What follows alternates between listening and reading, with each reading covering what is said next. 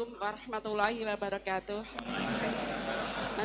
Perkenalkan saya Nazula Hasanah. Mau bertanya, apakah perbedaan NU sama Muhammadiyah?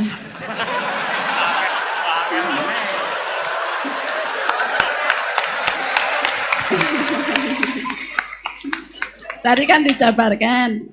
Terus dalam sholat subuh itu kan ada yang pakai doa kunut, ada yang enggak. Tolong jabarkan. Wassalamualaikum warahmatullahi wabarakatuh. Waalaikumsalam. Satu itu beda seragamnya dan logonya.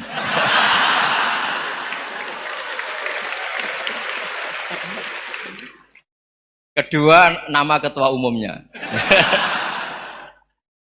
Ketiga, tanggal acara besarnya. Muktamar Muhammadiyah dan NU itu beda. Sudah beda satu abadnya. Tentu dulu Muhammadiyah. Tapi begini ya, perbedaan itu nggak bisa dihindari. Karena tadi ada sudut pandang apa? Ada sudut pandang itu nggak bisa dihindari. Ini cerita yang nyata ya. Saya ulang lagi, senyata-nyatanya. Andaikan betul Rasulullah itu hanya kunut 1-2 kali, maka kalau menurut mazhab Syafi'i, apa salahnya melakukan sunnah terus-menerus meskipun Nabi itu melakukan hanya beberapa kali? Karena pertama sesuatu yang pernah dilakukan Nabi pasti akan menjadi sunnah yang terus-menerus. Nabi itu puasa Senin Kemis juga tidak selalu. Salah kalau ada orang bilang, Nabi malah takut kalau ibadah sunat dilakukan terus-menerus karena nanti takut dikira wajib. Itu masyhur dalam kaidah usul fikih. Tapi yang tidak kunut juga tidak salah, karena ya tadi, Nabi ya pernah kunut, Nabi juga pernah tidak kunut, karena Nabinya orang banyak. Karena bukan Nabi kelompok tertentu. No? Jadi sederhana. Terus menyangkut, ini dengerin betul, sujud. Sujud itu banyak ulama yang mengatakan untuk sah itu harus melibatkan 7 anggota. Umirtu an asjuda ala sab'ati azumin al-jabha wal yaden wal rukbaten wal qadamen. Saya diperintahkan sujud itu melibatkan 7 anggota, yaitu jabha, yaden, 2 tangan, 2 lutut, terus 2 qadamen. Tapi Imam Syafi'i ngendikan, andaikan ada pendapat yang mengatakan ukurannya cukup jabha, maka itu juga benar. Karena Nabi ketika sujud ngendikan sajadalaka waj'i wa sam'i wa basori. Ya Allah telah sujud ke engkau wajah saya, jabha saya. Nabi tidak menyebut tangan, tidak menyebut rukbaten, tidak menyebut qadamen. Ini wajah tu wajah, ukurannya itu hanya jabha. Itu kayak iya, kayak enggak. Nah hal-hal seperti itu yang menjadikan ada ijtihad. Ijtihad itu satu pemikiran yang cara sudut pandang itu kayak iya, kayak enggak. Nah itu terus ada al-madhaibul arba'ah. Terus ketika implementasi di Indonesia, dulu Mbah Ahmad Dahlan juga ngaji Bahasa Soleh Darat. Mbah Hasyim Asy'ari juga ngaji Bahasa Soleh Darat. Ketika di Mekah sama-sama ngaji Syekh Khotib Minangkabau, sama-sama ngaji Syekh Mahfud Termas. Jadi ya kalau di keluarga kita itu ya biasa aja perbedaan-perbedaan itu selama masih ilmiah dianggap biasa aja. Karena memang ngelola sudut pandang itu nggak bisa ditertibkan. Nabi Yahya itu suka berkawan orang soleh. Karena berkawan orang soleh itu enak. Tapi kalau Nabi Isa suka dadani desa-desa tertinggal yang masih macam-macam. Ketika ditanya, kenapa engkau suka berkawan orang-orang gitu?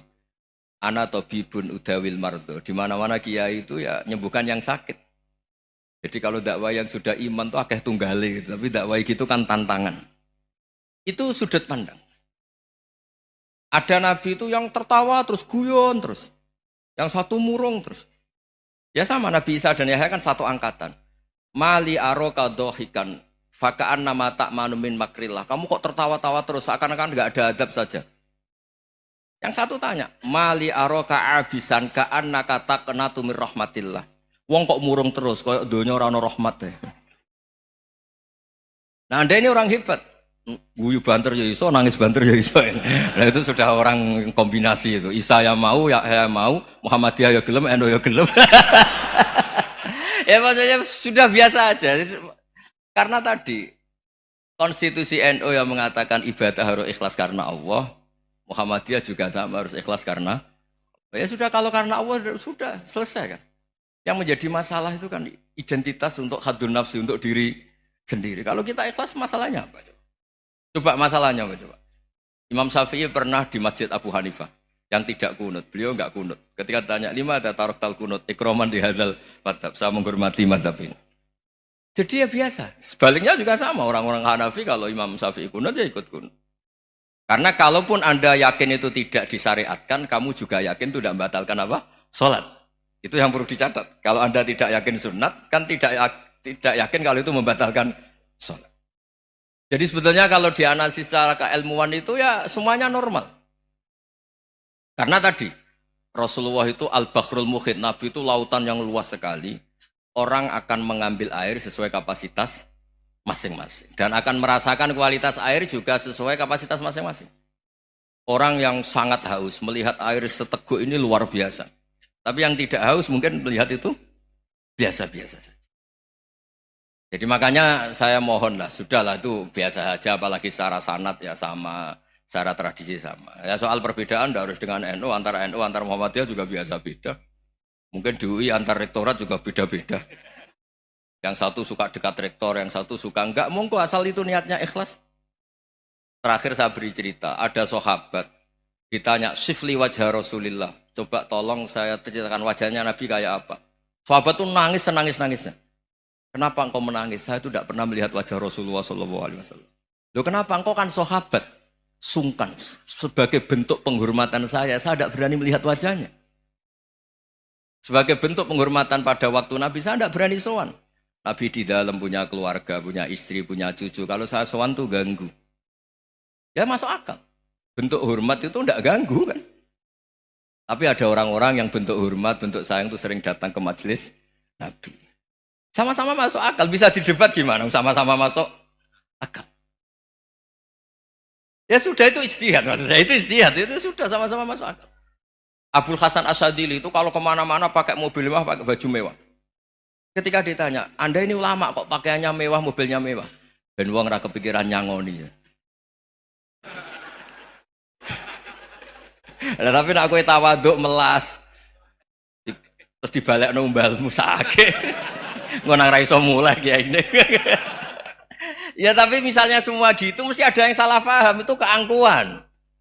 Tapi kalau semuanya kelihatan gembel, nanti orang trauma jadi kiai. Takut kayak itu. Ya sudah, itu wilayah ijtihad, sudah tidak usah ya, pokoknya sudah, yang penting ikhlas. Anda berani tanggung jawab nanti ketika ketemu Allah Subhanahu wa taala. Nggih, ngoten. Assalamualaikum warahmatullahi wabarakatuh.